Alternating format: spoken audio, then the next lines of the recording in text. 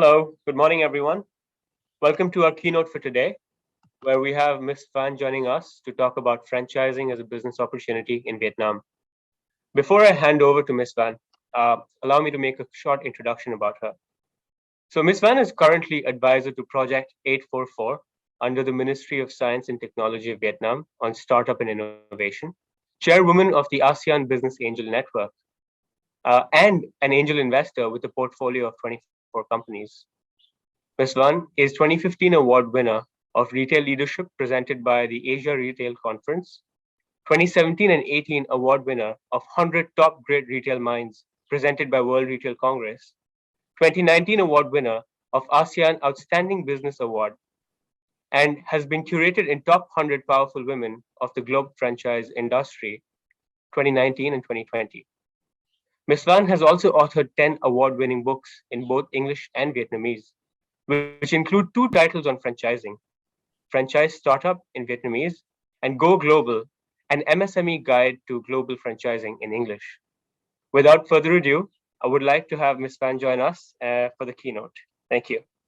Thank you, Ishan, and thank you and welcome everyone on board. I'm very honored to be here today, and I'm very honored to deliver the keynote speech for Macau, Singapore. I am also a franchisor in Vietnam and a master franchisee in the ASEAN for different brands. So let me share with you my perspectives as the person having been operating in this particular industry for so long and presently being both the franchisor and master franchisee, so that you can have a very practical perspective on franchising in Vietnam. First of all, let me talk a little bit about the market as a whole. Obviously, we have just gone through the pandemic, and everyone is basically very happy to see what the future holds for all of us. I'm very, very happy to announce that the vaccination rate in Vietnam is 100% for jab 1, 98.7% for people with 2 shots, and 38.4% for people with 3 shots. So having said that, since October of 2021, pretty much Ho Chi Minh City and Vietnam has been open for domestic business. Domestic flights have been resumed, and it's pretty much business as usual as we speak. If we walk out of Ho Chi Minh City or any other province or city today, everyone is basically on full speed to get back to business, and of which I think franchising is one of the very vibrant sector. Vietnam has just reopened international flights, international borders on March 15. So hopefully we will start seeing a lot of business travels resume in Vietnam. And I believe that basically for myself as well, I already have my business flights lined up for April onwards. So welcome to Vietnam if you are keen to explore this market. Forecasted GDP growth is 6 to 6.5%. I'm not pretty sure if the government will hit that target, but I'm pretty sure that everything is really vibrant in the market at the moment. And I have been during the pandemic, as a franchisor and master franchisee of various brands, I have been very busy. Even during the pandemic itself, we have been expanding not only in Vietnam, but also overseas. So I don't see any difficulties or any,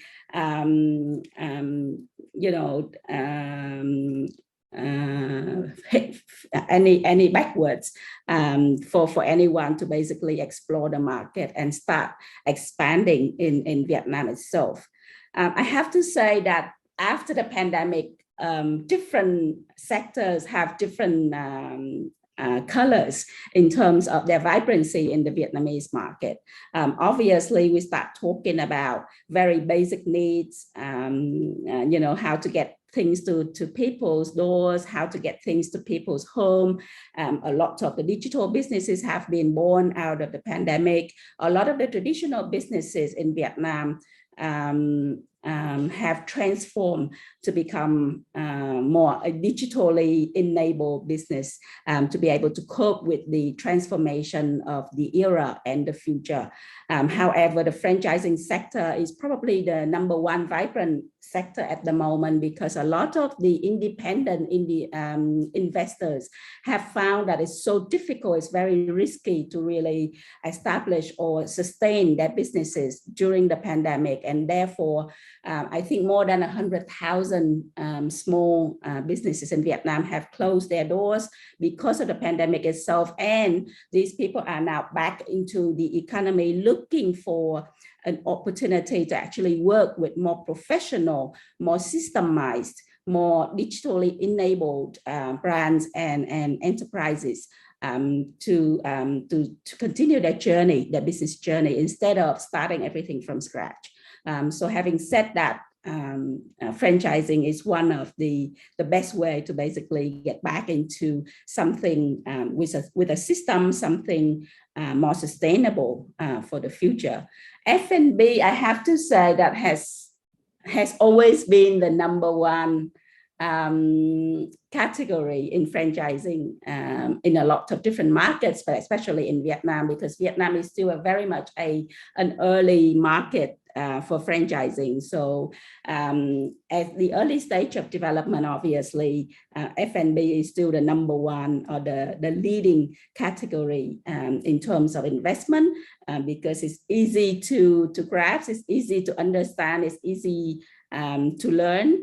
And the market of 100 million people with more than 60% of youngsters is a market for experience, is a market for going out, is a market for entertainment. And obviously any experience that creates a new destination, a new market, a new country, a new culture, exploration will work very well in Vietnam.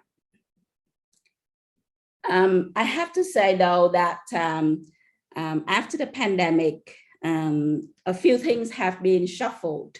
And so for both franchisors and franchisees in Vietnam, there are a few factors that you need to look at to be able to be successful in the market. At the end of the day, Vietnam is still very much a fast learning culture and a fast adopting culture.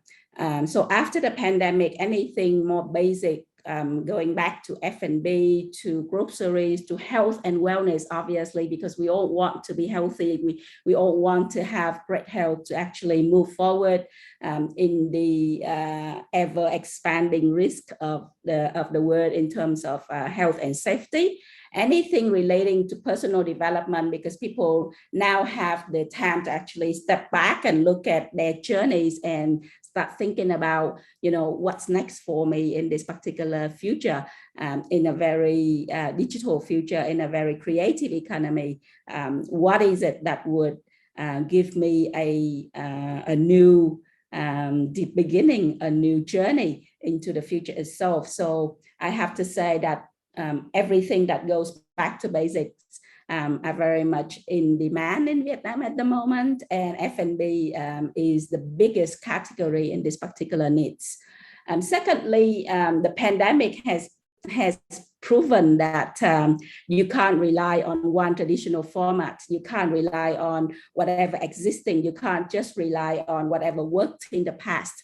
You really need to expand your horizon into the digital future, into the virtual world, into the metaverse that people all talk about in Vietnam at the moment.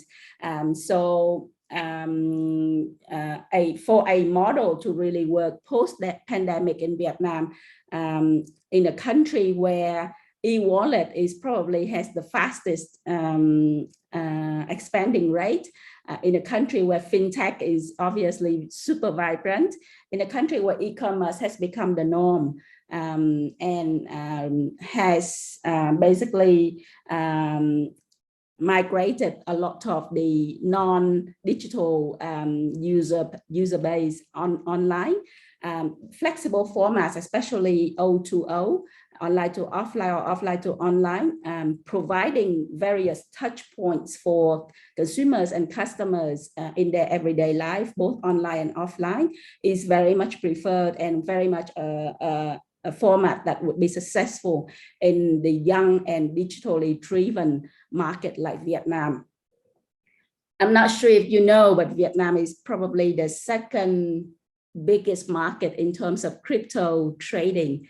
So the young population here is very out there, very digitally enabled, very much into crypto, into virtual world, into metaverse, into anything that has the tech side of it into it. So I would advise any franchisors to really invest into your digital support, your digital portals, your digital systems in order to appeal to the young market of Vietnam. And the third, I think after the pandemic, probably everyone is a little bit panicking about how to invest. And everyone understands that, you know, when everything's locked down, you don't have revenue streams. So you really need to look at multi-revenue stream models if you want to be sustainable, not only now, but also in the future. Therefore, the very traditional franchising models of just physical stores or mobiles or you know, mobile carts and stuff like that, requiring physical locations are still there, but you do need to have multiple revenues in terms of online commerce, social commerce, you know, door-to-door at-home service, to be able to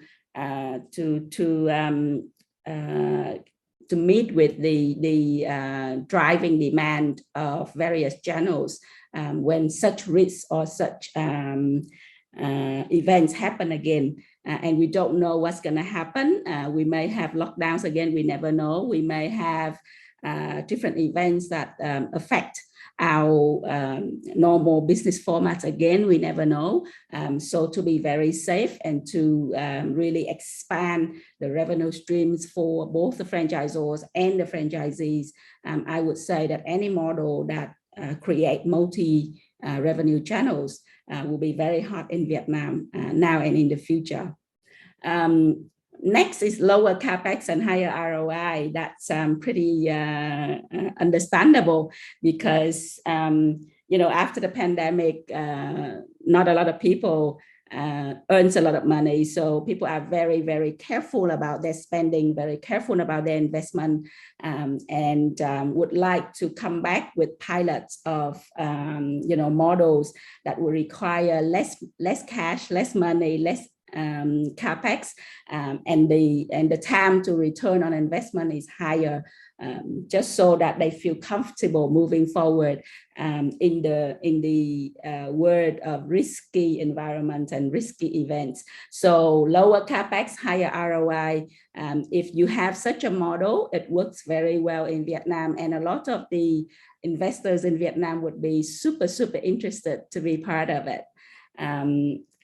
Next is digital management. As I said before, because of the pandemic, everything has to move online. So everyone now learns to work remotely, learn to work within a digital system in terms of management as well as engagement, not only to the consumers and to the customers, but also internally within the enterprises itself. So for example, during the pandemic, I actually launched a new market totally online. So you have to have the capability to do that just in case you can't really travel.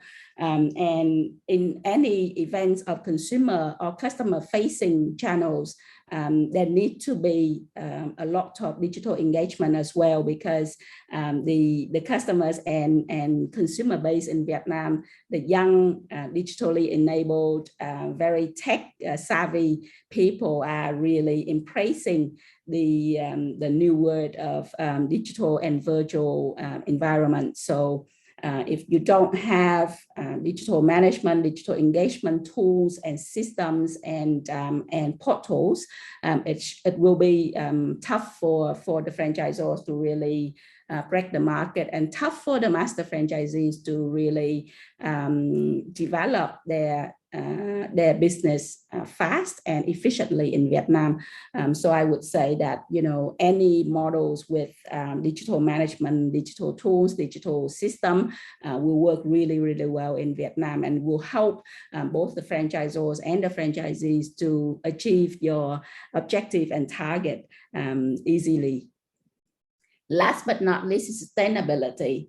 I have to say that after the pandemic, a lot of people are really stepping backwards and thinking about, you know, how do we move forward in a sustainable way? Because if I can't manage my business in a sustainable way, and I'm buying into a system, and I'm buying into a brand, I'm buying into a network of professional management, of a professional brand, of a franchise system, then I would expect that, you know, my journey with that particular brand for 3, 5, 10, 15 years would very much be a sustainable one. So some of the factors I would look at would be, you know, sustainable finance, sustainable development, products and services that would basically be geared towards the future. There would be room for innovation, room for creativity, room for flexibility for the market and for various times, especially during times of toughness, during times of difficulties, and during times of risk. So a lot of people will be very much asking questions and looking for the sustainability factor in a model before they commit. People will be more careful, investors will be more careful, franchisors will have to be very flexible in working with the investors to create a customized model for the market, especially after the pandemic, when every market is now different. All the various behaviors and usage behaviors and buying behaviors are really different. So, you know, it can't be a cookie cutter. It can't be a one model works for all markets anymore. The percentage of customization and market-oriented customization will be a huge chunk for the decision to be engaged in a franchising system, especially in Vietnam at the moment. So I would advise all franchisors and master franchisees to really collaborate, co-create, and find a sweet spot, a customized model for the market so that it can be launched immediately and for the future. I have to say that it is now the time for you to start, because business is already back as usual in the market, and everyone is very eager to start their new journey. So now is the time, and the franchising sector is probably one of the most vibrant sectors after the pandemic. But obviously there needs to be a lot of discussions, there needs to be a lot of working it out together, there needs to be a lot of you know, holding hands and walking this journey together instead of the traditional you know, franchise transfer of the traditional word.